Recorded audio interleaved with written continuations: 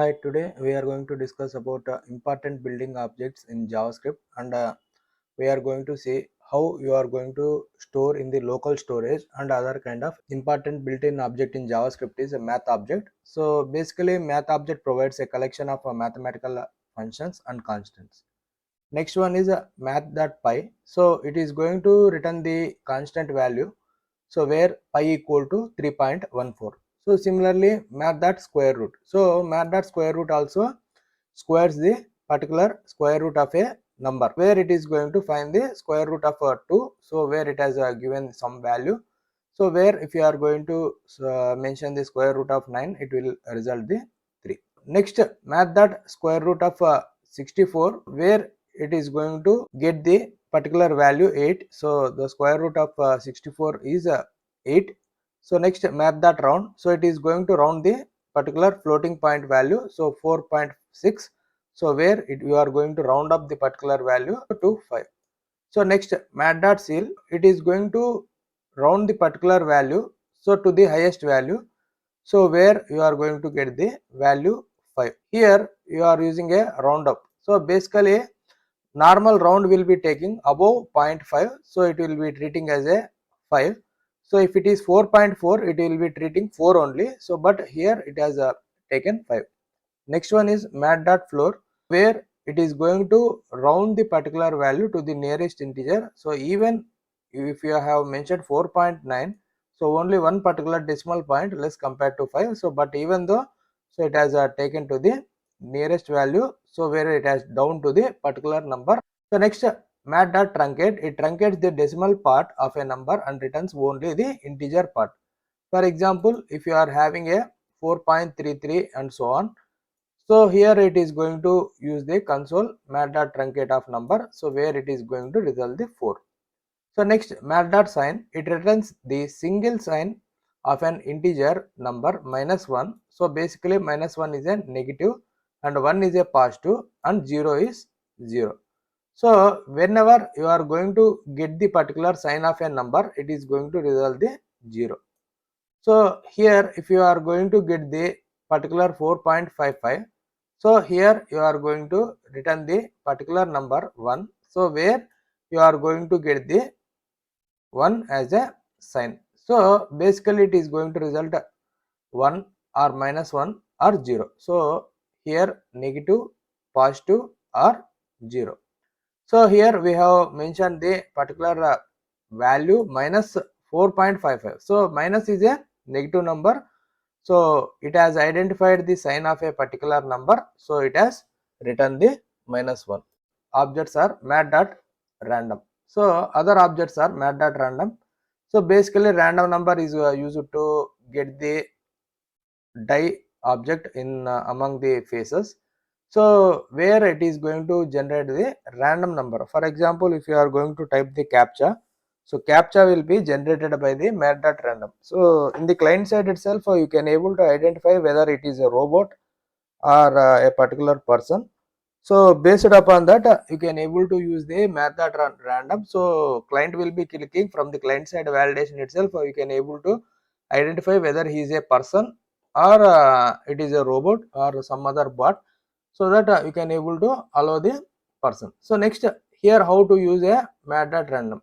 So here you can able to use a console.log. So mat.random, so that it will be showing the number between 0 and 1. So because we have not specified any random number range. So next mat.maximum. So it returns the largest integer from the list of arguments. So here we have provided the numbers, so within the maximum function. So mat.max identifies, it will be treating inside an array.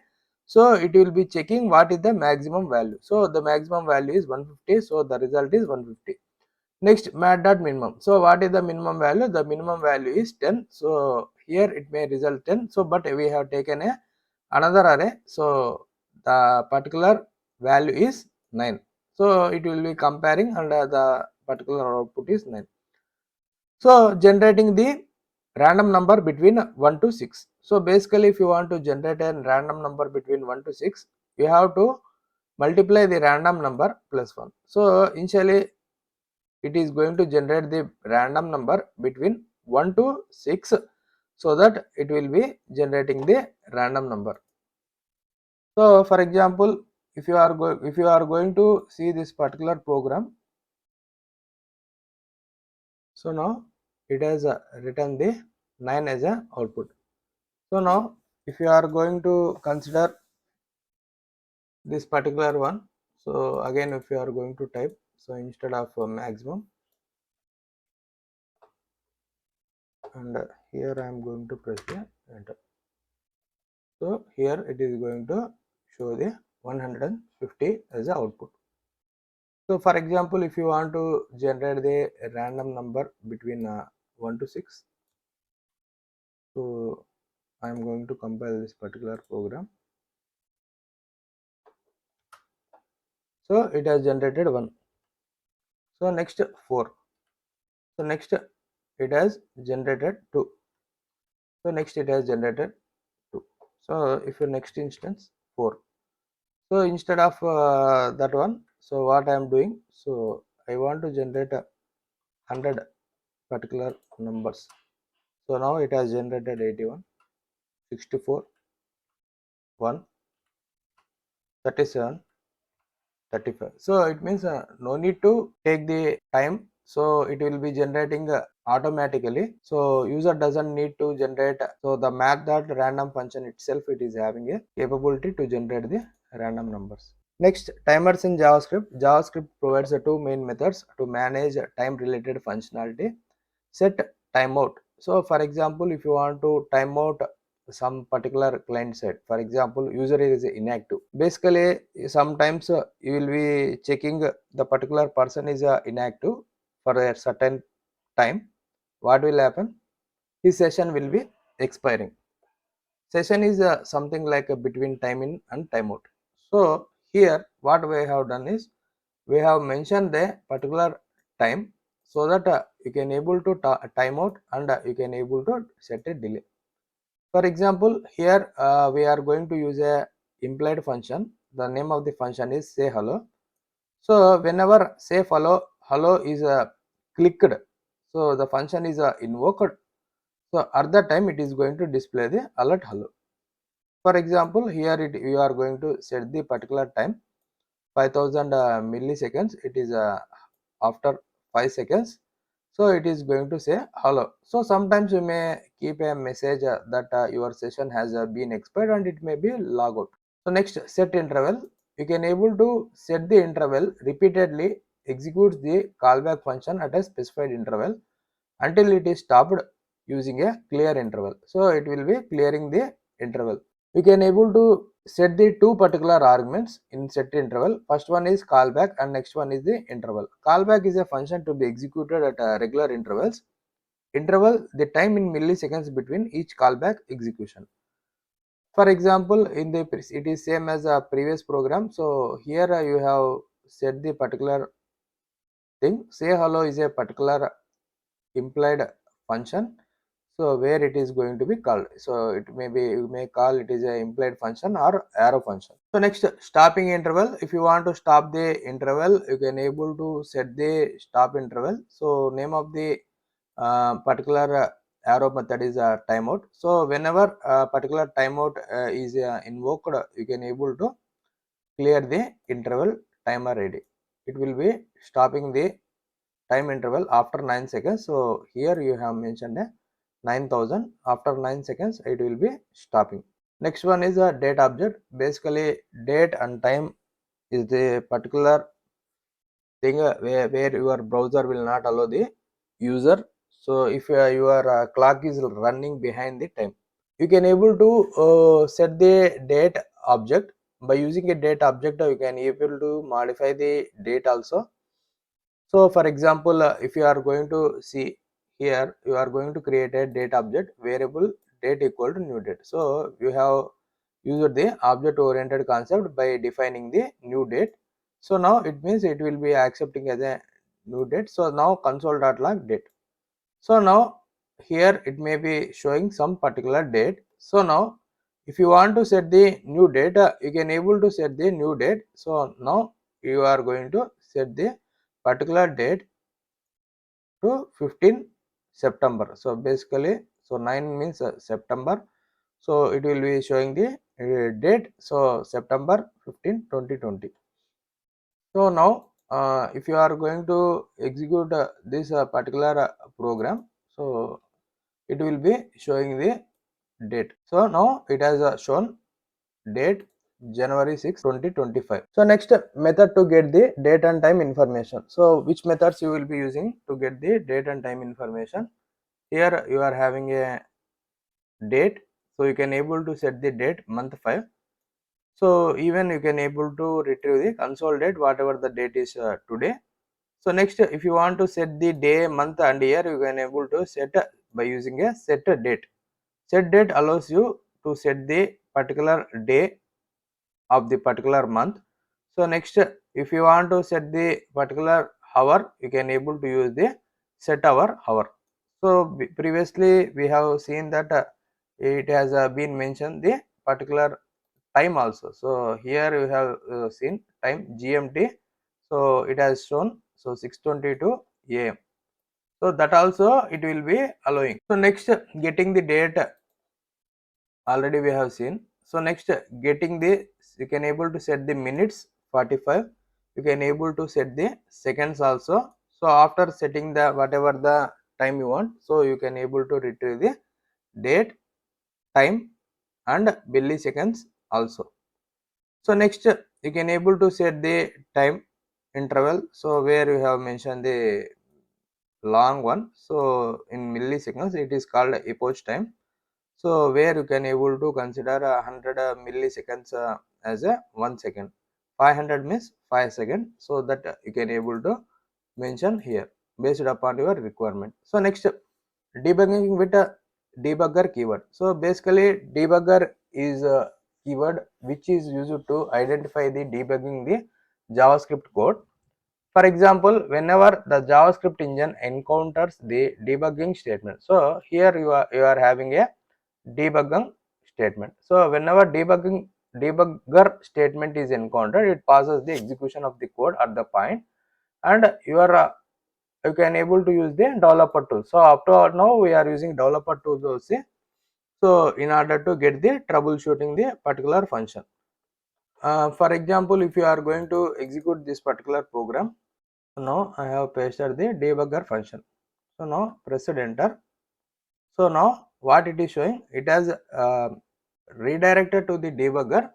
So now because your code will be passed here, so now it is going to show the breakpoints, so where you have committed the error. So now it is going to show, so the particular value which you have used x equal to 10, so where you are going to let the particular result. So now it is going to show y is unavailable. So because the code has passed here itself, now it cannot able to identify the y. So because it is going to show y is unavailable. So now what I am doing, I will go to the console. Now I will paste here. Now I will remove the debugging. Now it has shown 30. It means it is going to check the particular statement. Whenever debugging is found, then it will pass the statement and it will be redirecting to the debugging console. Next, local storage in JavaScript. Local storage is a feature that is available in the web browsers that allows you to store the data, for example using a key value pairs. Basically based upon the key value pairs, it will allow to store the data up to 5 to 10 MB of data. So you can able to store 5 to 10 MB of data depending upon the browser. Based upon the browser, you can able to store 5 to 10 MB of data in the client side script, not server side. So it is a client side script. You can able to store in the local storage. So where it is going to store, it is going to store in your cache of your browser, and where the browser memory will be stored in your RAM. It occupies some memory in your RAM, so that whenever you have open your browser, that memory will be occupied in your RAM. What are the basic characters of a local storage? So data will be stored in the local storage. It remains until explicitly deleted. until the user is explicitly deleted, so it will be running. So whenever you are opening the browser, it will be resuming that particular program. So if you are opening the program, then only it will be open.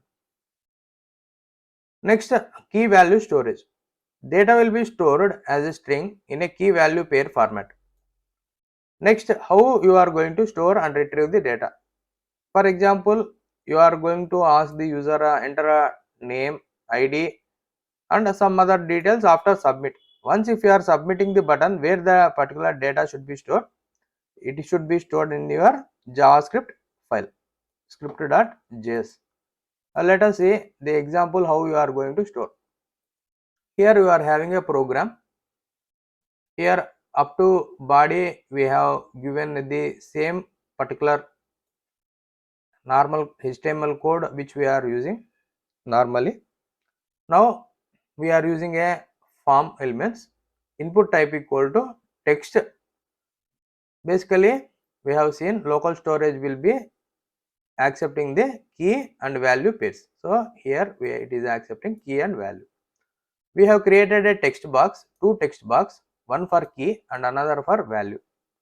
Now we are having a different functions. So what are the different functions we have made? We have created different functions: store data, retrieve data, update data, delete data, clear storage. These are the particular 5 functions which we have used. Whenever a button is clicked, we have different buttons: retrieve, store, update, delete, clear. You can able to clear all the things. Now within the paragraph section, so we have created a output. Paragraph ID is output. If you want to apply any CSS effect, you can able to apply, but here we are using a JavaScript functions. Now here JavaScript has started from here and it has ended up to here. Now each and function we are going to create. Here we are having a stored data, retrieve data, update data. Next we are having a delete data,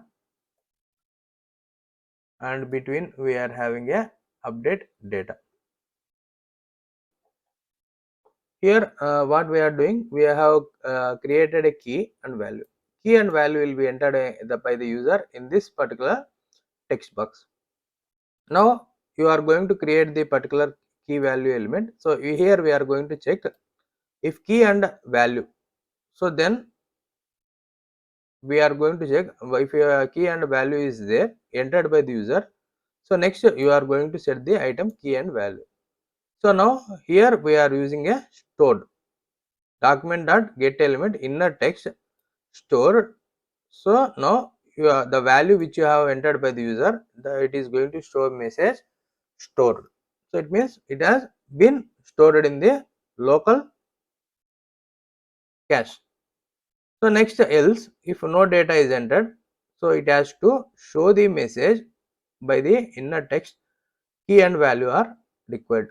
Next retrieve data. So now it has to show the element what you have entered. So you have stored the value. Now it has to display the value if key has entered.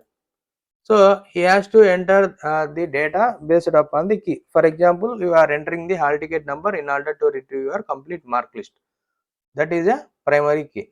Now here you have to enter the key, whatever the name key and value you have given. For example, employee ID, employee name. Now you are going to get the local storage element. So here you have used the local storage dot get item key. Here also what you have used, local storage dot set item. You have set the item in your local storage of your browser. So next here you are going to get the item of the browser based upon key element. Now document dot get element by ID inner text, whatever the value you have entered inside the text box, key, retrieved, key value. So here we are using a ternary operator whether it is retrieved. So if the key based upon a key value is found, so then it will be retrieved, else no data is found, so whatever the user has entered. So now else you have to show the message. So key is required. Document dot get element by id output key is required. Next, update data. You have to update the data. So based upon existing key value. So key equal to document dot get element by id value. So here we are using a value based upon the particular value. Previous value should be updated. If key and value are entered, now we are going to get local storage dot get element key. So now we are going to set the item key. Based upon the key, the particular value will be changed. Now the particular new value will be updated. Now here it is going to show the updated key. Next, here else it is going to show the output and no data found for the existing key, because if existing key only, then it has to show the output. Next, document dot get element by id output the key and value are required. If a user has not entered the key and value, it will show the message. Next, delete the data constant key value. You are going to get the constant key value from the document dot get element by id. If key is entered, it has to delete the items. Local storage dot get element key, then you are going to remove the key. Now from where you have to remove the key, remove item from the key, document dot get element id output inner text deleted key. Which key is deleted, it will be showing the displaying the message. Else it is going to show the message no data is found for entered key. Else it is going to show the output key is required. So now it is going to clear the function. So whenever clear is encountered, clear storage function, it will be called. So whenever it is called, then it is going to clear all the data. Document dot get element by id, all data is cleared. So here we are having a local storage program. I am going to enter the key 5. The value is, I am going to type Pradeep. I am going to store. What it is showing a message, store 5 and Pradeep. I want to retrieve the data. It has retrieved the value 5. Now I want to update the data. Key and value are required because it has redirected to else. Now it is going to enter the key value. I have typed the name to update. I am going to update. So now it has entered the decision.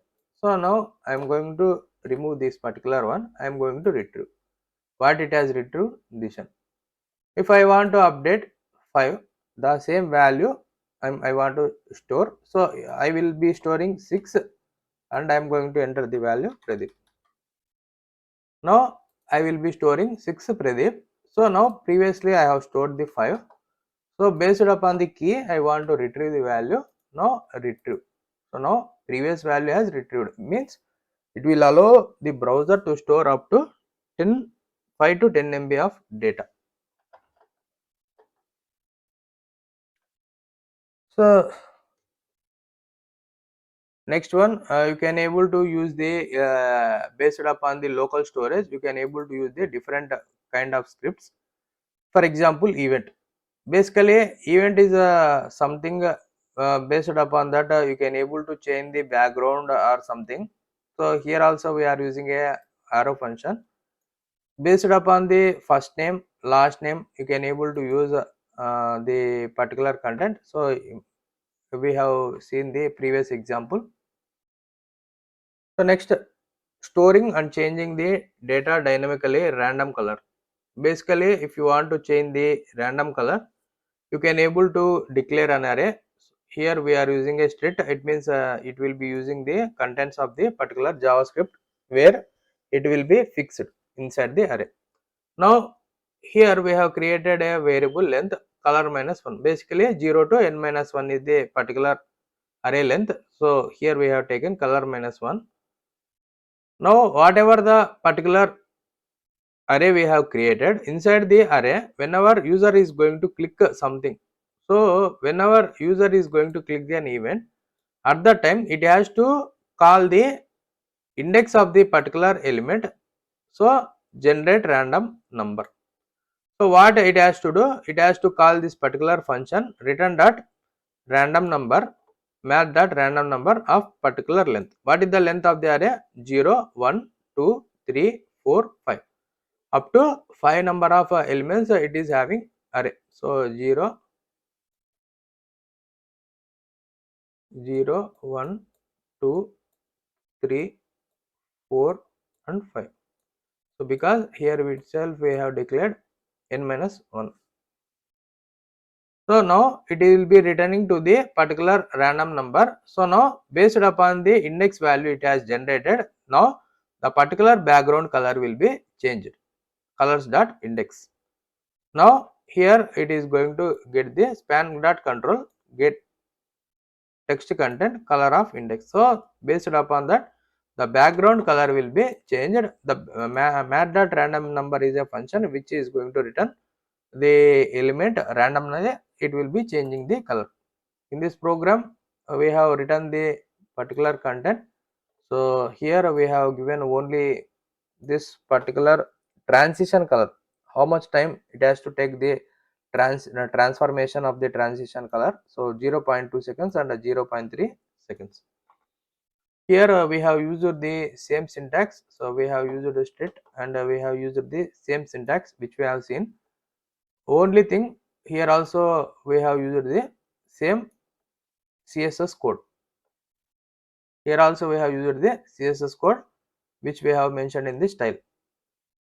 Style tag we should be written inside the header section.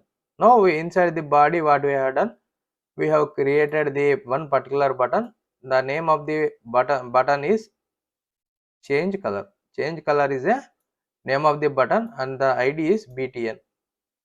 Now based upon that it is going to change the particular index element of an array. So where we have specified color is a name of the array and we have specified all the colors. Based upon the color it is going to generate the randomly index number and it is going to generate the color of the background.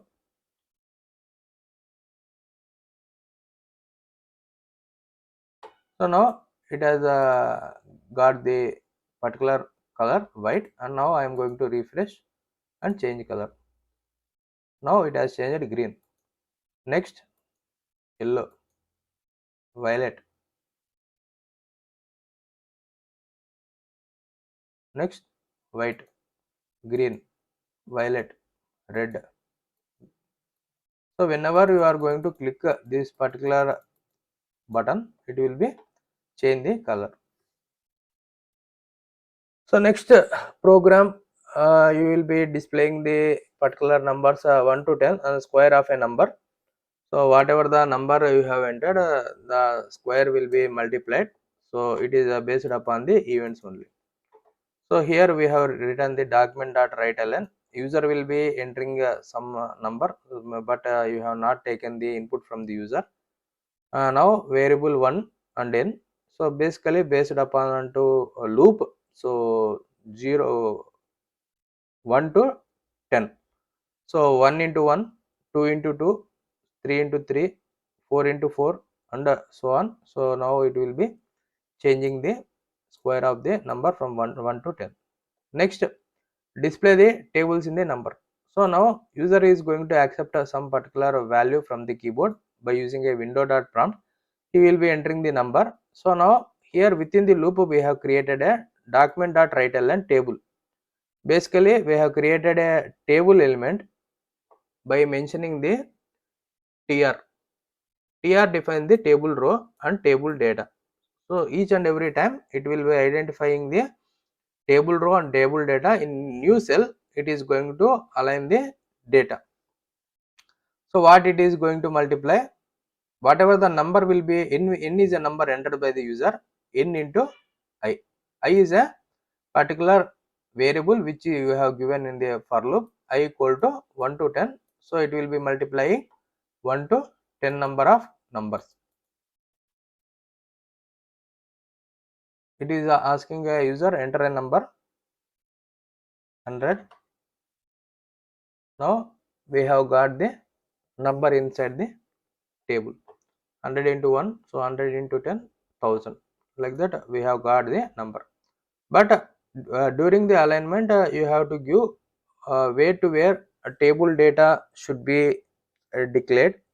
So if you are going to consider, so you have declared table data for n, for into, for equals to, so like that you have created a new table data cells.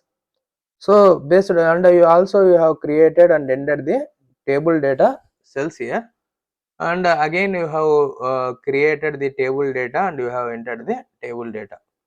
So within the particular row itself you have created and entered the table data, so for each and everything. So you need to take care that responsibility where to enter.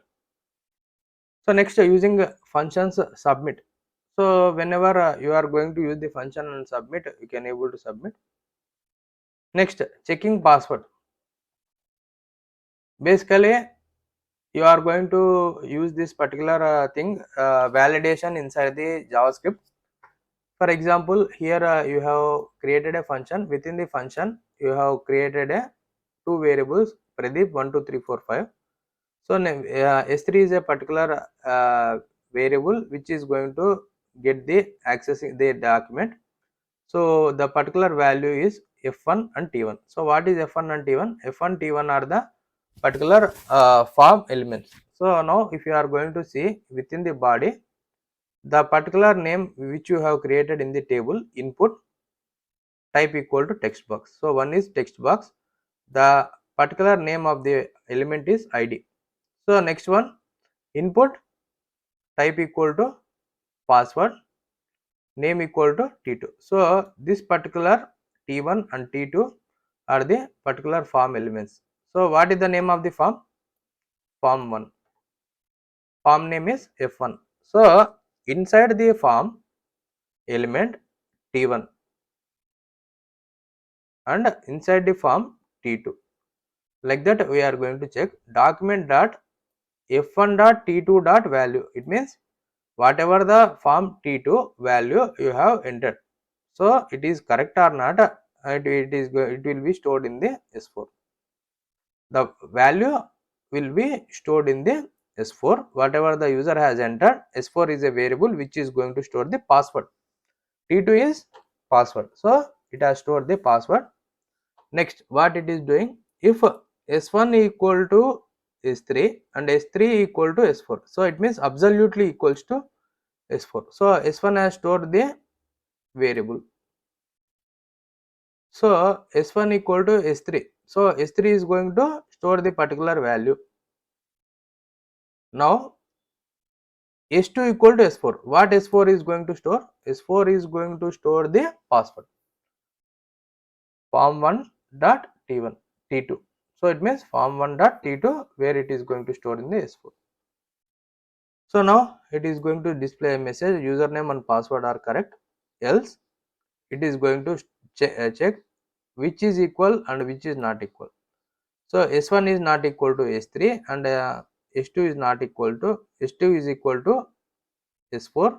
Username is correct and password is incorrect. So username is incorrect and password is incorrect. So like that based upon the condition we are going to check, so which is equal and which is not equal. So basically this kind of things we will be checking inside the database whenever you are using the server side language, but it is a client side language. Basically we are going this particular type of things will be used whenever you are entering the captcha, or whenever you are going to see the validation of the particular user, or you may use the session like storing the local variables, like that. Here let us see the output how it is going to run. So here I am going to type 5 1 2 3, both are wrong, both username and password are wrong. I am typing the Pradeep, so submit. It has shown password is incorrect, but it has found the username. So now I am going to type 4 5. So now username and password are correct.